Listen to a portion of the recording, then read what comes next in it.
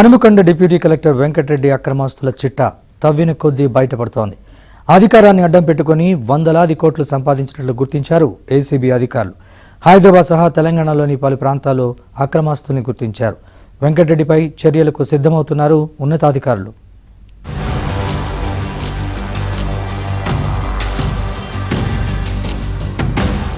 Hanamkonda deputy collector Venkatareddy నివాసాల్లో ACB అధికారులు సోదాలు నిర్వహించారు. అతనితో పాటు అతని బంధువులు, స్నేహితులకు చెందిన ఇళ్లలో రైడ్స్ చేసి వందల కోట్ల అక్రమ ఆస్తుల్ని గుర్తించారు.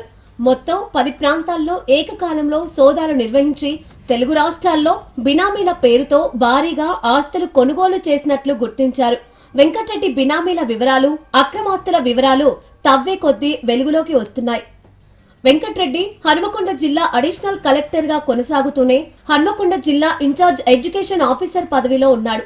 అడిషనల్ కలెక్టర్ కు ప్రైవేట్ స్కూల్స్, కాలేజీలు, ఆసుపత్రుల అనుమతులు, రెవెన్యూ సంబంధిత లైసెన్స్ల పర్యవేక్షణ అధికారం ఉండటంతో ఏ చిన్న పని అవ్వాలన్నా, ఫైల్స్ ముందుకు కదలాలన్నా వెంకటరెడ్డికి డబ్బులు ఇవ్వాల్సిందేనన్న ఆరోపణలు ఉన్నాయి.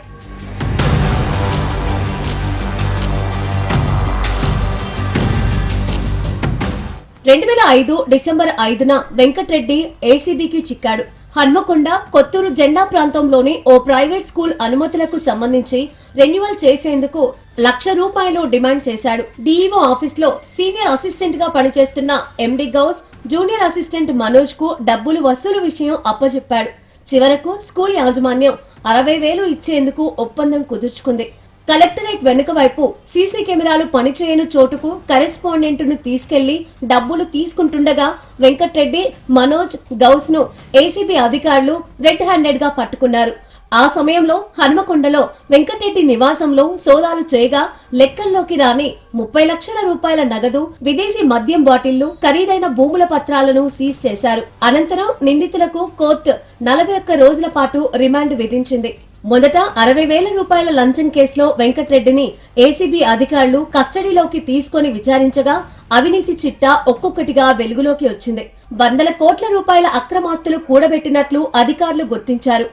గతంలో ఇచ్చిన స్టేట్మెంట్ ఆధారంగా ఏసీబీ అధికారులు హైదరాబాద్ లోని మంచిరేవుల, ఎల్బీ నగర్, వరంగల్, భువనగిరి, నల్గొండ ప్రాంతాల్లో వెంకటరెడ్డికి చెందిన ఇల్లు, బంధువులు, స్నేహితుల ఇళ్లలో ఏకకాలంలో సోదాలు నిర్వహించారు. ఈ సోదాల్లో ఖరీదైన ల్యాండ్ డాక్యుమెంట్స్, బ్యాంక్ డాక్యుమెంట్స్ ను సీజ్ చేశారు. భువనగిరిలో ఒక ఫామ్ హౌస్, మంచిరేవులలో 6 కోట్లకు పైగా విలువ చేసే విల్లా, సరూర్ నగర్ లో ఖరీదైన ఇల్లు, 8 ఫ్లాట్లను ఏసీబీ అధికారులు గుర్తించారు. తల్లిదండ్రుల పేరుతో వెంకటరెడ్డి ఆస్తుల్ని కొనుగోలు చేసినట్లు ఏసీబీ అధికారులు గుర్తించారు. ఈ సోదాల్లో మాకు తెలిసిన విషయం ఏంటంటే అతనికి ఒక మంచిరేవుల్లో ఒక విల్లా ఉంది, విల్లా ఉన్నట్టుగా గుర్తించాము. అలాగే ఒక కమర్షియల్ కాంప్లెక్స్ ఉప్పల్లో, అది కాకుండా అతను నివసించిన ఉన్నటువంటి ఫ్లాట్ ఇక్కడ సరూర్ నగర్లో ఒక ఫ్లాట్ ఐడెంటిఫై చేశాము. అవి కాకుండా ఒక 8 ప్లాట్స్, హౌస్ ప్లాట్స్ గుర్తించాము. తర్వాత ఒక 47 లక్షలు ఇన్సూరెన్స్ ప్రీమియమ్స్ పే చేసినట్టుగా కూడా గుర్తించడం జరిగిందండి. Total worth of properties, document value 8.3 crores ఉన్నట్టుగా గుర్తించాము. గతంలో జనగామ జిల్లాలో ఆర్డీఓగా పనిచేస్తున్న సమయంలో గ్రీన్ఫీల్డ్ హైవేకి సంబంధించి రైతుల భూ నష్టపరిహార విషయంలో భారీగా అవినీతికి పాల్పడినట్లు ఆరోపణలు వచ్చాయి. ఆరోపణలు నిజం కావడంతో సస్పెన్షన్ కు గురయ్యాడు. వెంకటరెడ్డి సస్పెండ్ కావడంతో స్థానికులు టపాసులు పేల్చి సంబరాలు చేసుకున్నారు.